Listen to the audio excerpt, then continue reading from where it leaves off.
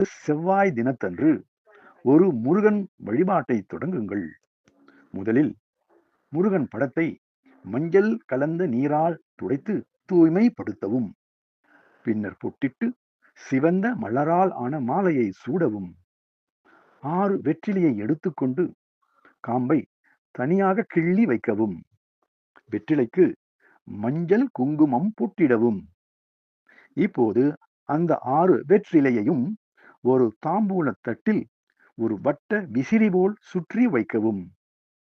ஒரு சுத்தமான அகல் விளக்கிற்கு மஞ்சள் தடவி குங்குமம் பொட்டிட்டு வெற்றிலை காம்புகளை உள்ளே வைத்து நல்லெண்ணெய் ஊற்றி திரியிட்டு தாம்பூல தட்டின் நடுவில் வைத்து அந்த அகல் விளக்கு தீபத்தை ஏற்றி வைத்து அதன் முன் அமர்ந்து உங்கள் வேண்டுதல்களை கேட்டு வணங்குங்கள்.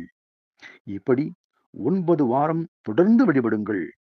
இந்த வழிபாடு முருகன் அருளால் உங்கள் வீட்டையே புனிதமாக்கும்.